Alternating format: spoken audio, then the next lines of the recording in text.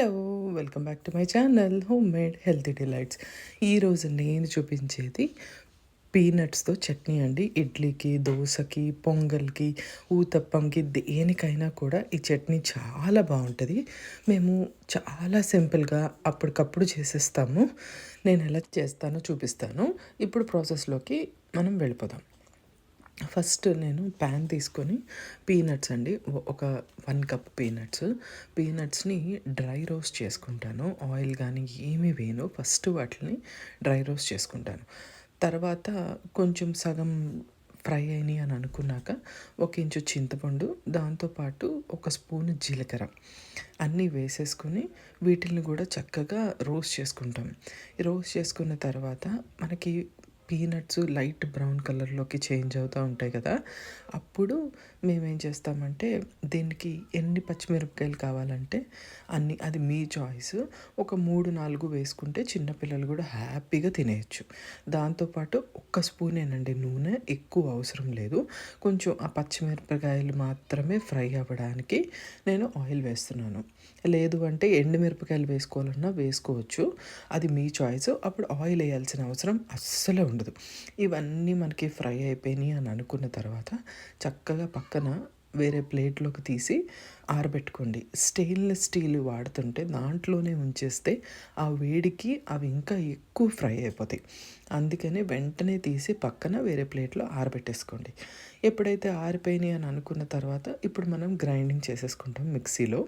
దీనికి నేను ఒకే ఒక్క వెల్లుల్లిపాయ వేసానండి, ఎక్కువ కాదు. ఒకే ఒక వెల్లుల్లిపాయ పాడ్ ఉంటుంది కదా, అది వేసాను. ఎప్పుడైనా కూడా చల్లారింది మాత్రమే మిక్సీలో వేయండి. వేడి వేడిది మిక్సీలో వేసిస్తే ఎక్కువ నిలవ ఉండదన్నమాట. తర్వాత రోజుకే టేస్ట్ మారిపోతుంది.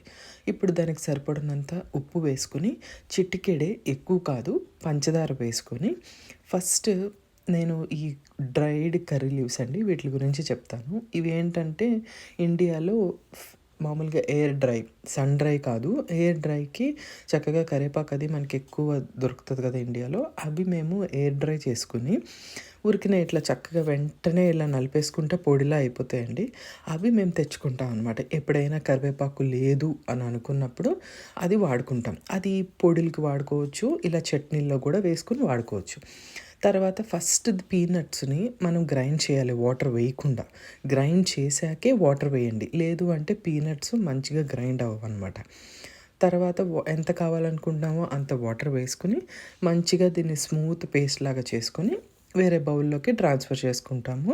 ఇప్పుడు చిక్కగా ఉంది అని అనిపిస్తే కొంచెం నీళ్లు కలుపుకొని దాన్ని కూడా మనం చక్కగా బౌల్లోకి ట్రాన్స్ఫర్ చేసేసుకుంటాం. ఇప్పుడు ఉప్పు సరిపోయిందో లేదో ఒక్కసారి చూసుకొని దీన్ని బాగా కలిపేసుకుంటాం. కలిపేసుకున్న తర్వాత నేను దీంట్లో ఆల్రెడీ చాప్ చేసి పెట్టుకున్న చిన్న ఆనియన్ అండి, అప్పటికప్పుడు తినాలి అని అనుకునే వాళ్ళు, లేదా తర్వాత రోజుకైనా ఇది నిల్వ ఉంటుంది. ఎక్కువ రోజులు నిల్వ ఉండదు, పచ్చి ఉల్లిపాయలు కాబట్టి. తర్వాత దీనికి తాలింపు వేసుకోవాలి కాబట్టి తాలింపుకి నేను నూనె వేసుకొని ఎండుమిరపకాయలు, శనగపప్పు, మినప్పప్పు, జీలకర్ర, ఆవాలు ఇవన్నీ వేసుకుంటాను. మంచి టేస్ట్ ఉంటుందండి మినపప్పు వేసుకుంటే, అస్సలు మిస్ చేయొద్దు. మంచిగా అవి చిటపట్లాడుతున్నాయి అని అనుకున్న తర్వాత దానికి సరిపడినంత ఇంగువ కూడా వేసుకుని వీటిని మంచిగా ఫ్రై అవనిచ్చి, ఆల్రెడీ మనం చాప్డ్ ఆనియన్స్ ఉన్నాయి కదా రావి, వాటి మీద ఈ కాగే తాలింపును వేయండి. అప్పుడు ఆ ఉల్లిపాయ కూడా కొంచెం ఉడికినట్టు అవుతుంది. ఒక 2 నిమిషాలు దాన్ని పక్కన పెట్టేయండి. పక్కన పెట్టేసి ఆ తర్వాత చక్కగా మిక్స్ చేసేసుకోండి. ఇది అప్పటికప్పుడు తిన్నదైతేనే టేస్ట్ చాలా బాగుంటుందండి. మన పీనట్ చట్నీ రెడీ అయిపోయింది. Thank you so much for watching. Bye.